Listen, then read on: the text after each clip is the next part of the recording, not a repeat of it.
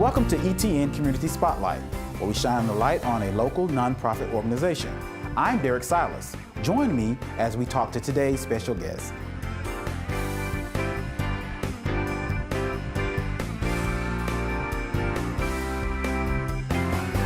So Jana, tell me about the history of St. Mary's Volunteers. Well, you know, the volunteers have been around virtually as long as the hospital has, and St. Mary's Regional Medical Center just celebrated our centennial last year, so 101 years is how long the hospital has been here in Enid. So volunteers have helped with that virtually since that began. Okay. So tell me a little bit about the mission and purpose of the volunteer program. Well, the mission of St. Mary's Volunteers is to provide for the non-medical needs of our patients and their families. So, and in that, what we do is we man the waiting rooms. We have a volunteer that sits in the waiting rooms and helps out with the family members in there to keep them on track and let them know, you know, how their family member is doing in the ICU and the surgery waiting room. We also have volunteers that help at what we call our information desk and our escort. The information desk, if somebody calls in and needs to be transferred to a patient's room, then that volunteer helps them with that. Or we also have people that will come in and they'll ask where a certain patient is, and that volunteer will help them direct them to that patient's room. The escort, they will actually escort patients out. So if somebody came in for, say, same-day surgery, and they came in that morning and they were leaving, and same-day surgery would call down and say, hey, we need somebody to come up and take a patient out, and then that volunteer will go up with a wheelchair and take that patient out to their vehicle just under the awning. Our St. Mobile program is a big program at St. Mary's to help all of our patients and family members get to the hospital. It's a pretty big hill walking up out there on the east side of the hospital, and we have golf carts that run daily, Monday through Friday, from 7:30 to 4:30, and pick up patients and take them to the front door so that they don't have to walk. It's really great in inclement weather.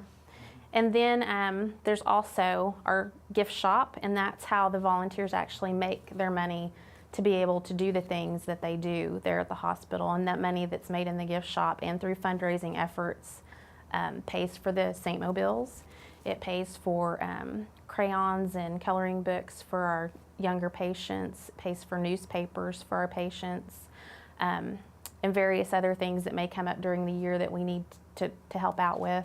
And then also we give back to the community. We budget each year to give monetary donations to certain things within the community. So. Okay. Now, so what is your role in the organization? I manage the volunteer program. I'm actually a paid employee through St. Mary's Regional Medical Center, but I manage the volunteer program, and then that I manage scheduling the volunteers as well as manage the gift shop. Okay. How many volunteers do you have in the program? Right now we have about 50 active volunteers, and by that it's people who actually volunteer at the hospital and also serve on a calling committee. Okay.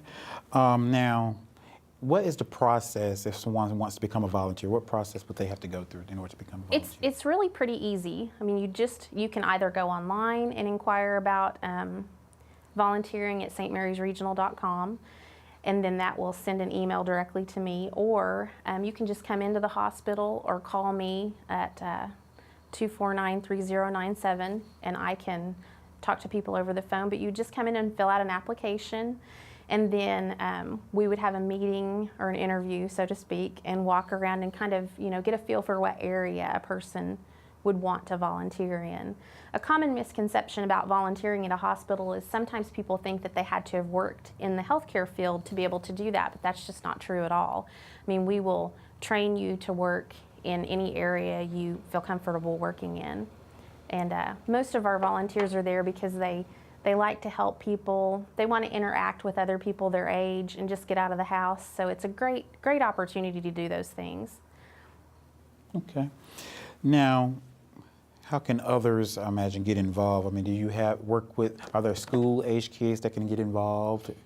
You know, the elderly or? Well, we used to have a junior volunteer program, but we don't do that anymore. Okay. So you do have to be age 18 or above to be able to volunteer. And we usually do a 4-hour shift. I mean, it could be as little as 1 4-hour shift a week, or as many hours as you'd like to put in as a volunteer per week, just whatever you feel comfortable with. Okay. Now, I know this program has been going on a while. Are there, I guess, some that have been there a while, or? Oh, yes, yes. We've had volunteers that have been there well over 20 years volunteering, yes. This is St. Mary's Volunteer Tree of Life. And in 2013, we lost a beloved member of our volunteer family. Her name was Wanda Cook. And Wanda had left a donation to the volunteers, and with that donation, we decided to purchase this tree so that we could commemorate her, as well as other people could commemorate their family members or loved ones. So you can purchase a leaf on this tree, either a bronze, silver, or gold leaf, and you can do it in memory of a person that you've lost, or you can do it in honor of somebody who's still living. But it's a great way to memorialize those that you love, and it's a beautiful piece of art for the wall to be here for years to come. You were talking about was it Saint Mobile? The golf carts. Okay, that saved me many times. Oh, yes, yeah, me that's good. too. I didn't realize that it was the volunteer program that headed that up, but it's good to know. Now, what impact do you think the volunteer program has had on our Enid community? Oh, I think it's had a huge impact on the community, especially for people visiting the hospital. I mean, the volunteers are sometimes, and a lot of times, the first people that they encounter as they come into the hospital.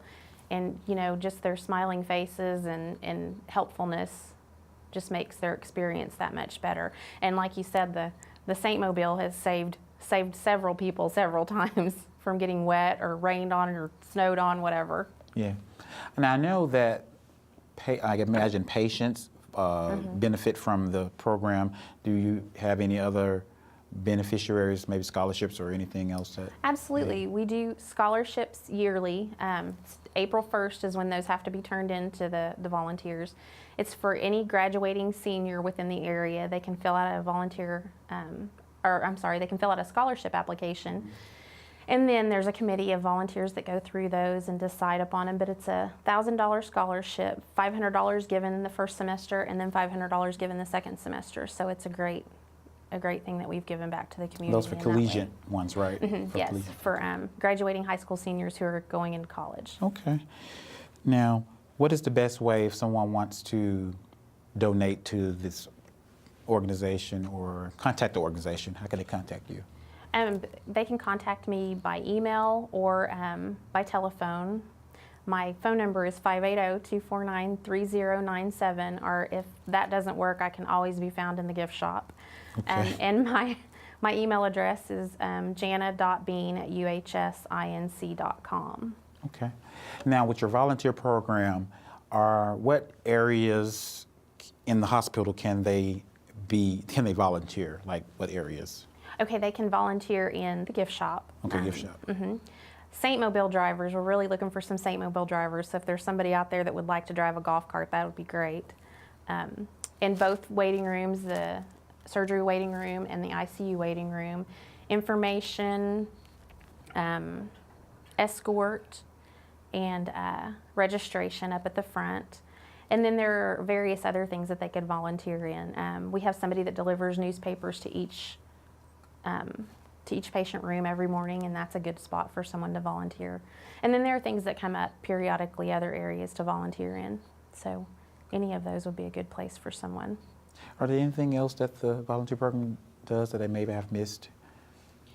As I said earlier, we do give back to the community in monetary. I mean, we've given to the YWCA, we've given to the United Way and things of that nature. So yeah, the volunteers definitely give back to the community. Okay, thank you. Well, I thank you for all the wealth of information today. Thank you so much. It was nice coming.